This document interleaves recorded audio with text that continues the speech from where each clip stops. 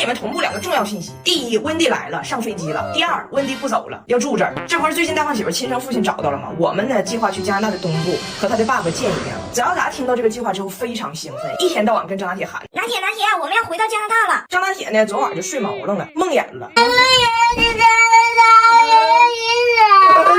看妈妈做梦了，知道不？看妈妈，这是去哪儿？我不想去加拿大。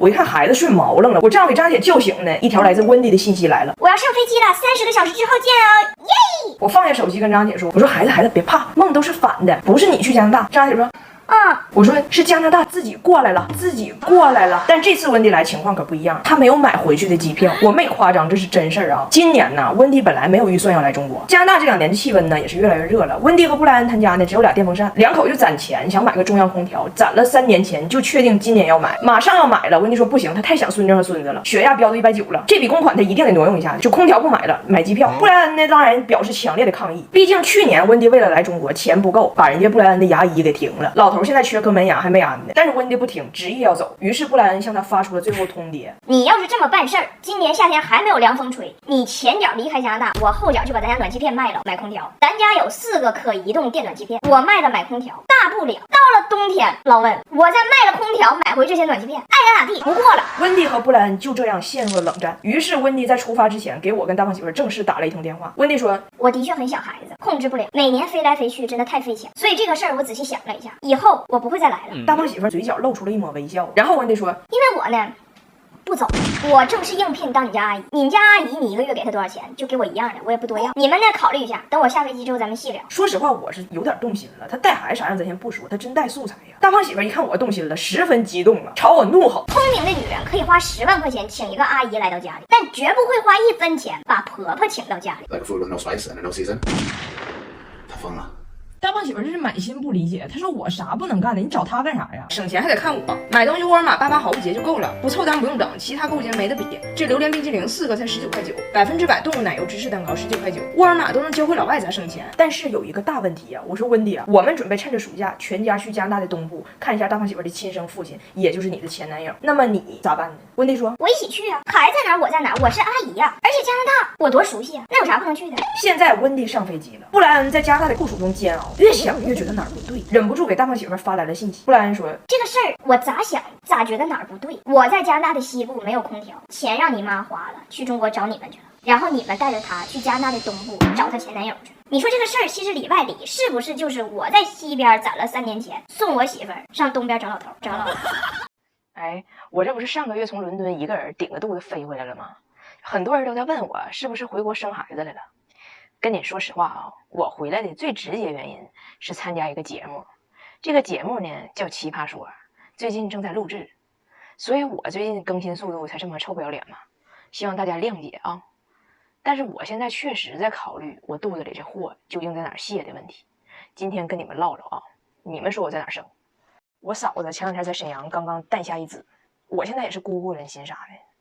我跟他在国内受到的这个生孩子这个服务环境、医疗水平一比哈，我再回想我当初在英国，那都不算生孩子，那就是甩个子吧，就是。我当时就提着自己这一兜东西嘛，像去搓澡似的，坐着伦敦地铁慢悠的就上圣托马斯医院了。完，因为我这血糖值呢高出标准值0.1，就一定要当做妊娠糖尿病来催产。那催也行，关键是药给你下完了之后呢，说这个生产室没有床，让你在待产室等着，等也行。关键是整个待产这个过程就让你感觉非常的不严肃，你知道不？比如说之前不说好的，像我这种非高龄产妇可以尝试水中生产吗？我还挺期待的。结果马上生了，告我不能，就还得汗生。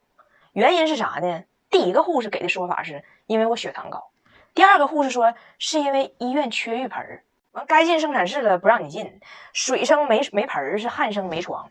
完事儿给出的理由是你赶上了生产旺季。最后反正好不容易是进了，一个护士把我交给了一个看起来极端紧张的非裔女子手中，说这个第1天上班的产婆啊，就是你今天的产婆，她的名字叫 Hope， 就是希望。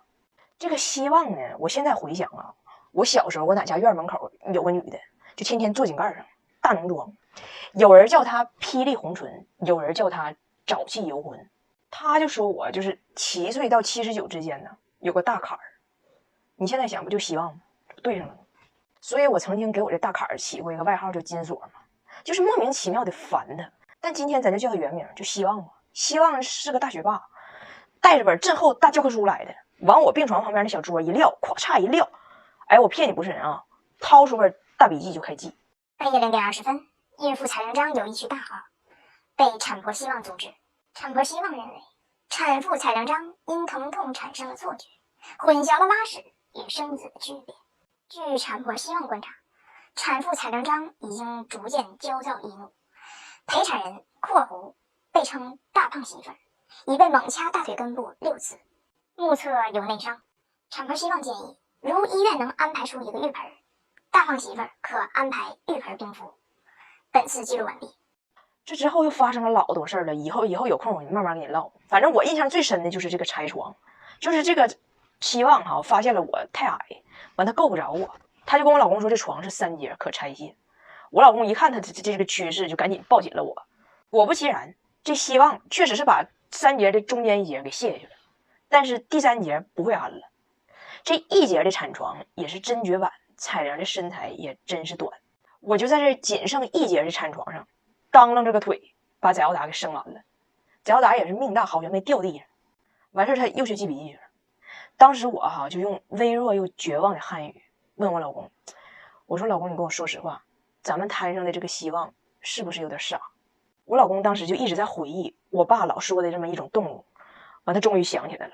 那一刻他用他极为可怜的汉语储备量，却精准地回答了我：大沙炮子，大沙炮子装了车，真的。所以我现在一想到希望，我就感觉自己架在一个只剩1节的产床上，当了这个腿，在绝望的甩子。但问题呢，就现在整个的情况如此特殊，我要在这生呢，就我大胖媳妇够呛能回来。其实我也没有那么需要的，我觉得如果一定要选择得到他或者避开希望，我更在意避开希望。但是他受不了，就他这事儿他很抓狂，咋整呢？你说？今天给你们讲一讲我和我加拿大的婆婆和小姑子们干的第一仗。这事儿从哪说起呢？就俺仨人今天上附近草地玩去了，然后回来呢，看门口放着一个大包裹，上边是我妈亲切的字体。你们好不好奇我妈给我邮的是啥？我是老好奇了，我也不知道我妈给我邮啥呀。一打开，哎呦我的妈，真木耳干豆角，这一打开就铁岭毛雨城的味儿。然后这肉头的大木耳啊，让我想起来我和我加拿大的婆婆小姑子第一次撕。这火是怎么聊起来的呢？就是第一次我上加拿大给他家做饭。我第一次去加拿大，我就发现这饮食也太简单了，这他都没吃过啥正经玩意儿呢。那我这厨艺千钧一发的，给他露一手吧。然后我去的中超，买了1只鸡，买了1条鲈鱼，人家做鸡做鱼，然后买点好的东北木耳，寻思再整点凉拌菜。然后我回来在厨房开始这一做饭，这火给我窝的。先是他小妹妹过来了，整一个，我们买鸡肉都是买就现成的鸡胸肉，你们非得买一整只鸟，你们吃饭好奇怪哟，总是吃这些全都是骨头的地方。然后小妹妹还拿出这个木耳问我，这什么东西啊？看起来好奇怪，你居然还吃，这什么东西啊？然后我也不知道木耳怎么翻译，然后我就上网一查说是木耳是 fungus， 我说就是 fungus， 结果 fungus 在英语的日常用语中是脚气的意思。我说哎呀，你吃脚气，也就是说那天晚上我要做的这个凉菜就是腐烂的竹科植物拌脚气。我当时憋回去没吱声，过会儿大妹妹回来了，哎呀，你们对这个鱼好残忍呢，为什么要吃鱼呢？你一会儿那个做这个鱼的时候能不能不按中国的传统做法上这一整条鱼？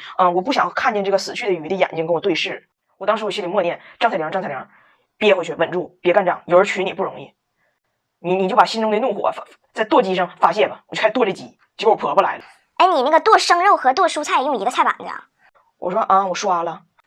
你洗也不行，你这个剁生肉和剁蔬菜一定要分开这个菜板子。我听说了你们有很多人有这种习惯，在你们那儿可能人们没问题，但是在这儿我们可能会死的。我当时我就明白了，就这事儿如果我要再憋着，以后就别回东北了。这事儿传出去，那以后回东北还出屋啊？就搁家自己拿大扇子，就人生就像一场戏，因为有缘才相聚吧就。然后我把这顿饭给做完了，晚饭开饭了，大伙都上桌了。然后我说，我吃饭之前我先提一杯啊，我太羡慕你们这种家庭环境了，你们的家教太环保了，太和平了。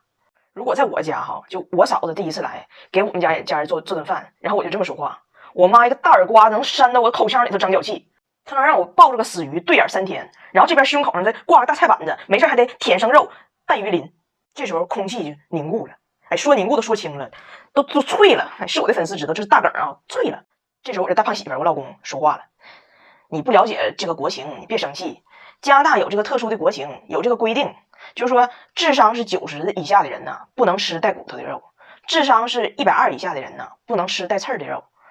要不然他一天老卡上医院抢救，老百姓得多交多少税收才能养活他呢？”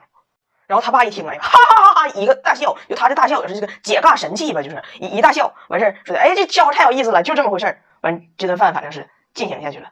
到现在我也不明白，你说俺东北这肉头的大木耳，怎么就给翻译成脚气了呢？